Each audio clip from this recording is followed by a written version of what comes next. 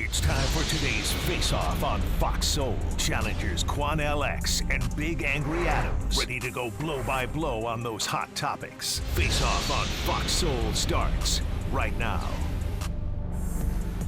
Were killed by police. And we do need to warn you, much of this video is very disturbing. KMBC 9's Chris Ketz is here now to explain. Yeah, it sure is. Independence Police have just released part of the video, and we should tell you that officers were not made available for any follow-up questions from our reporters. And one more time, this video is tough to watch.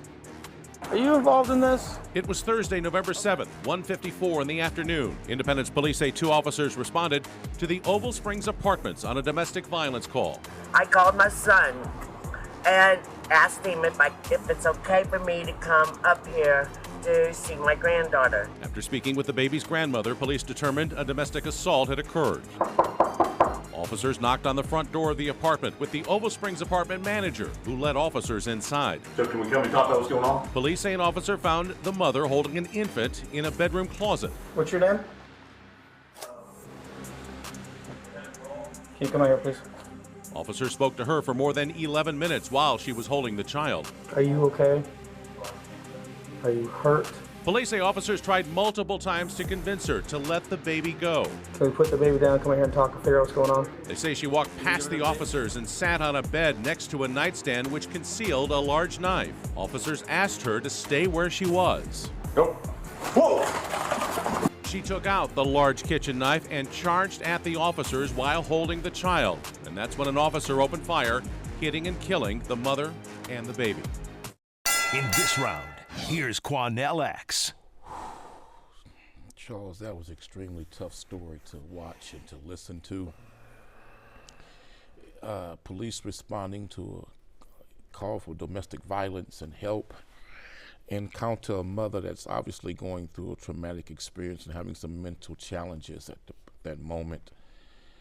She sits down, as we saw, next to a bed, grabs a knife and comes at them. Man, these cops wear bulletproof vests. They have maces, they have tasers. They saw the baby in her arms, Charles. She only had one hand. The other hand was holding the baby. Why did they not? And they're taught defensive techniques in the academy. They're taught hand-to-hand combat in the academy. I just don't believe that lethal force was the appropriate thing to do in that instance. Not when you see she holding a baby in her arm. She's in close quarters. I believe there was more that they could have done to protect the baby and themselves and try to find a way to neutralize her.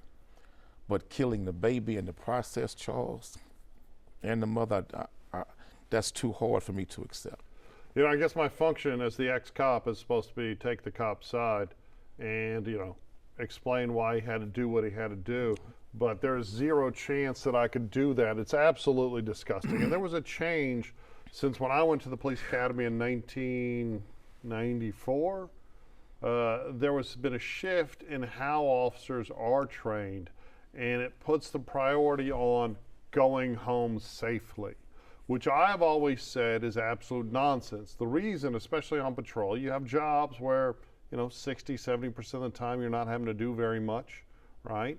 Is because of the 2 to 3% of the time where you're in real dangerous situations. Now, you should do everything you can to make sure that you have the ability to go home and to protect, but you are at times asked to put your, or not asked, you swear an oath to step forward when there's danger to protect the citizens. And there is no one more innocent than a newborn baby.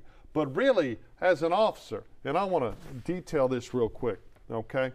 If you are actually trained with your firearm and you are this far away from a crazy woman with a gun, right? From me to you, you saw it, boom, right in the head. And if you can't make that shot, if you can't make that shot and not hit the baby who is lower than center mass on the video, and you got to put a bullet through a baby's head, one, you should be indicted and charged with manslaughter, period. Two, you absolutely should be fired. All the coverage I'm reading out of Independence, Missouri seems to put it all on the mom, who clearly deranged, clearly a lunatic, clearly pulled a knife on a cop, and if the cop would have just shot her, there would have been people upset, and I'd have been like, good job. Hey, she came at you with a knife, right? I'm sure the grandmother regrets involving the police in any way at this point. She's got to feel a level of guilt. And the father sitting on the bed, and they killed his wife and his baby right in front of his face. He's sitting there on the bed. There is absolutely no justification, and there are tons of people justifying it in the media, law enforcement. But I'll tell you someone, and I wasn't a cop, I was only a cop for 6.5 years, but I was in plenty of incidents. I worked in probably one of the highest crime incident parts of this country. And there were plenty of encounters of people with knives and guns, right? And thank God, thankfully, I never had to kill anyone. Never had to shoot my gun except other than a water moccasin that tried to bite a kid. But I will tell you, this was obscene. You train for these situations. But to murder that baby like that, to murder that baby like that, and to me, there was other things that could have been done. Instead of killing that baby, you could retreat. You bring exactly. You could pepper spray.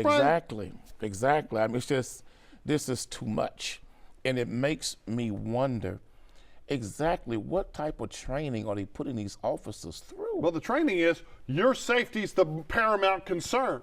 That's been the standard since about late 2007, but you would 2008. think that the baby's safety is paramount. Yeah, more than anybody else. You would think about the law-abiding citizen should come first. That baby was a law-abiding citizen. Just because her mother was a lunatic, or his mother, I don't know the gender of the baby, but it's obscene. It's absurd, and he should be fired. He should be charged. If the other officer shot him, he should be fired and charged.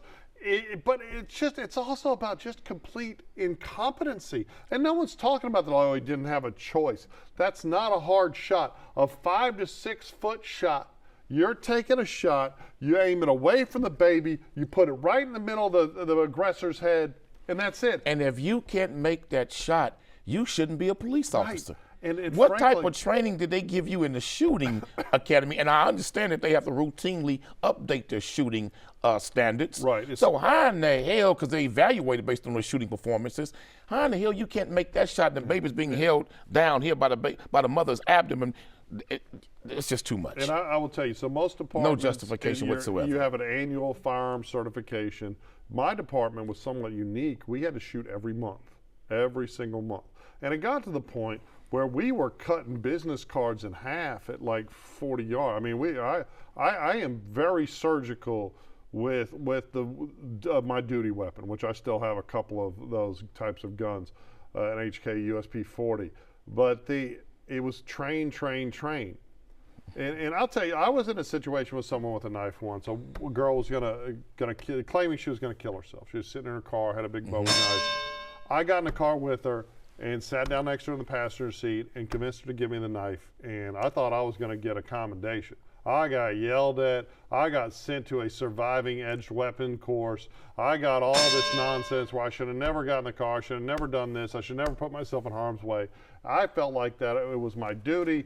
I'm absolutely disgusted with these officers, at least the officer that killed the baby. What a disgusting human being. Nothing good to say about him.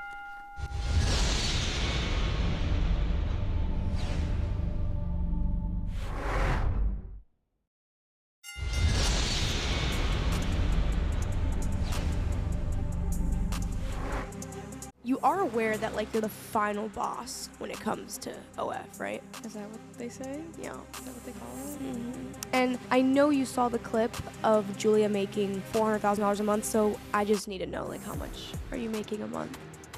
I don't know if I don't really want to hurt your feelings. I just don't. Hurt my feelings? What do you mean? I don't want to say. You don't have to say, just show me. Yeah. Okay, yeah. And I won't break your phone.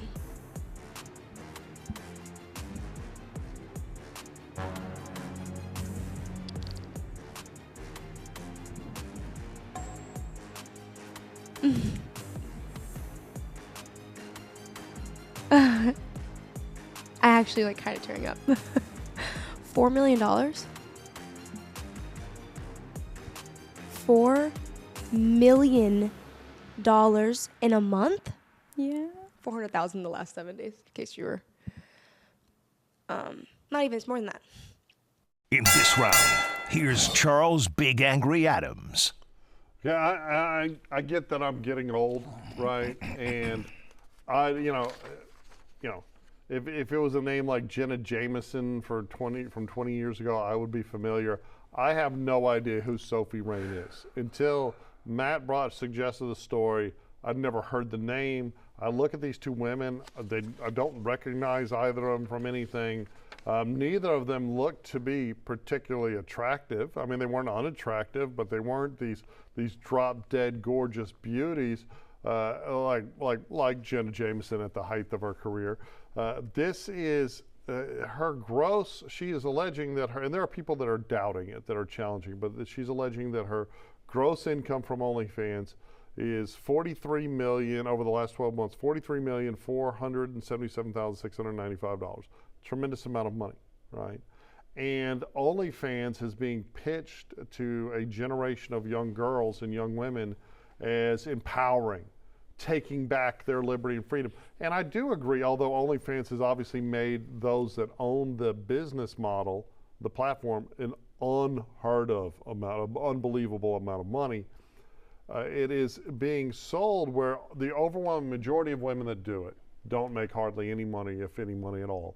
And they have put themselves out there, and you're writing in pen, not pencil, on the internet. It's always going to be out there, and they're using the stories of these anomalies to convince, like I said, this entire generation of women to, instead of reaching for accomplishments and achievements, to just spread their legs and masturbate for cameras. And I'm sure guys would do it too if there was money in it. Instead, everyone's trying to be Jake and Logan Paul and make a fortune making stupid videos instead of, becoming doctors, lawyers, accountants, other boring professions. If it's true, she's made a lot of money, I guess good for her. But if it's not true, which I suspect it's a bloated number, or if Charles, it's horrible. Even if it's a horrible half, message. Even if it's half of $43 million, it's an outrageous amount of money. So it's generational wealth. And this is nothing more than modern day prostitution. But these young girls. Well, I mean, if they're not having sex with people, it's not prostitution. This is modern day selling sex. Okay. If you're selling any form of sex, direct, indirect, illusion, or inclusion, no, prostitution it's is still actually a form having of sex. prostitution, Charles. I disagree. And Charles, listen, we should have foreseen this coming, because when we saw Kim Kardashian become a billionaire and become outrageously popular, started first with a sex tape, and she made multi-millions off that sex tape. We should have known this one day would take place. But now this has lowered the standard so low to where many young women now will say, I don't need an education anymore. I don't have to go to college anymore. Well, that's my point. All I got to do is get on social media or get on a social media platform or app, and I can sell sex and make millions. And it's not lying, it's the truth. But it's a sad truth, because I say to them young girls, in the words of the scripture of the Bible, what does it profit a man, a woman, to gain the whole world and lose your soul? There are women who have participated in these OnlyFans pages who walked away from it, and their lives have been totally devastated because they can't clean up that past. You said it, when you're dealing with social media platforms, you're writing in pen, not pencil. You can never get rid of that. So if you change your life, when you become a mother, when you become a wife, when you want to walk away from that past, you can never walk away from it. You see, I have kind of a different take. I think that if people choose to do it, there are a lot of people coerced into it or forced into it by oppressive partners. And there obviously is a tremendous marketplace for the content. There's always a marketplace for sex, Charles. Hold on. But what bothers me the most is the dishonest messaging. Because the truth is that the overwhelming majority, 90-something% of women who get onto OnlyFans and think they're going to make their fortune end up slinking away, embarrassed and ashamed, without having made any substantive or consequential money. It's the anomaly. It's a trick. And they platform these handful of girls making so much money. But and one they thing don't you and I talk cannot about lie their about. lives. We have to agree. You and I know no matter what, coochie sells. You and I know no matter what, whether it's inflation Well, or I think good sex times, sells each coochie way. is going to sell. I mean, in the words of Magic Don Juan, they call him Bishop Don Juan, big time major Hall of Fame pimp out of Chicago. There's a Hall of Fame for pimping? You know what it is. It's called the Players Ball. Okay. But anyway, Don Juan said that one thing he learned about this world, that coochie will sell when cotton and comb won't. And obviously it's selling. Because look at the amount of money these young girls are making on these OnlyFans platforms. Now and men aren't making sex. the same kind of money, but women are giant consumers. If you think about all of the erotica novels and romance novels and the other forms, women so are then why consumers. women ain't buying it like for me on OnlyFans? They do. Think about the movies. Think Are they about making the books. millions Think like about that? the romance Are the men novels. making millions like that? No, the people that are making those products, that they're making money. And the one thing What with products you talking OnlyFans, about? I'm talking like romance novels, those kind of stuff. Oh, I thought you meant the little red pill, the one that Shannon Sharp be promoting, the little red You're pill. talking about sex toys? No, the red pill, the one that says, will you be ready? I don't have to take pills to be ready. I'm quit sorry, lying. man. I'm Quit sorry lying. if you do, Quit man. lying, man. Hey, Quit lying, man. There you I go. would say stop. There you go. Go to the pharmacy There you go. and get you a quit prescription, lying, Quanell. Man. Quit lying, Don't get you man. that over-the-counter Shannon Sharp nonsense No, that so you got gonna try to tell me you're buying you in ain't a damn gas you ain't got a station. black honey pack in your pocket. I don't even you know got what a honey. I don't You even know damn what lie. that You is. know what a honey pack is. I don't even know what that is. Yeah, you do. Quit faking and pretend like you don't know what it is. Well, let's just tell the truth. Most of these girls aren't making money, and it shouldn't be something young ladies are aspiring to. Don't sell your soul.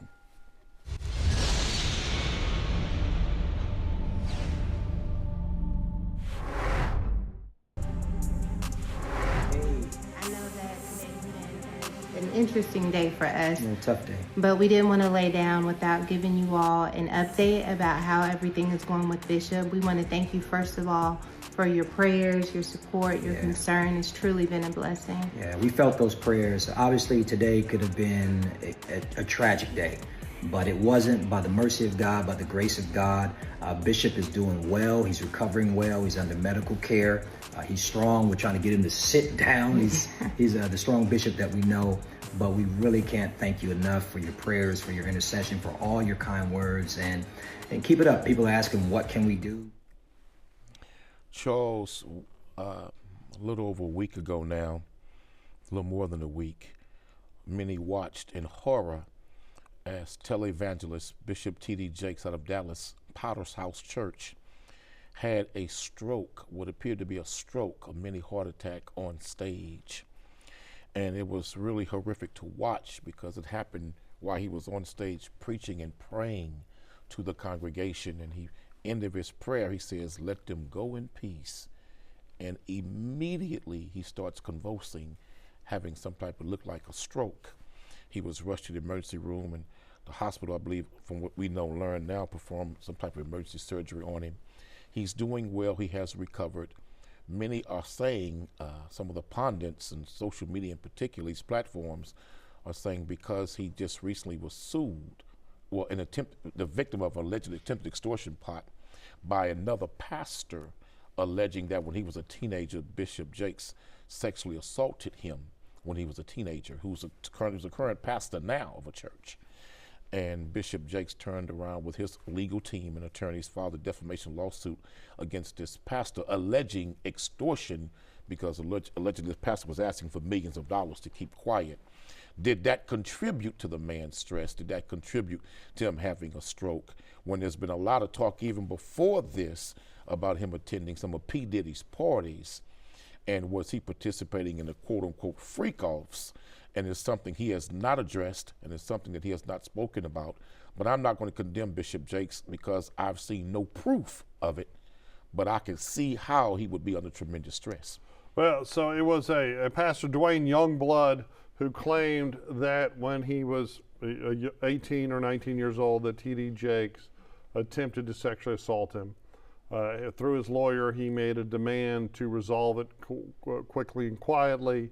T.D. Jakes responded by filing a defamation action, his own lawsuit against Pastor Youngblood. I will say this. I find T.D. Jakes and all of these prosperity doctrine, super wealthy pastors, we have the biggest super church here in the world just across the street from Fox Studios here in Houston. I think telling people, hey, if you give my church money, God is going to bless you tenfold with more success, wealth, and money, is an obscene con game that was created by Southern white preachers in tent pole revivals in the Deep South, often preying on impoverished white and black Americans, using the Bible as the vehicle for the con. And it disturbs me greatly. So I as a student of the Bible, I cannot read that and reconcile it with the way T.D. Jakes has operated his church and has delivered sermons to people. I think it's just a cash grab, and I think it's offensive. These sex assault claims are far worse, right? 18, 19-year-old, it's not a child, it's an adult. But if you're 18 or 19 and you're pastor, it's a different relationship, right? So if there is validity to this, it's top tier predatory, horrible behavior. But what does it say about the pastor who said, I'll keep it quiet, pay me millions of dollars? Oh, I agree. Now, you a pastor. I was about to get to that. Yeah, you're a pastor. Agree. Exactly. Right? You should, as a pastor, you should be far more concerned about the safety of other Christians than you should be about lining your damn pockets. Exactly. But that's the thing, that most of these mega churches, they're just a grift, and they ain't got nothing to do with Jesus. They ain't got nothing to do with God. I'll tell you, as a Christian, it breaks my heart. I'm not buying this pastor's allegation against T.D. Jakes. It's a hustle. That's what it looks like to me. The two hustlers hustling. That's it for the Face Off on Fox Soul. We'll catch you next time.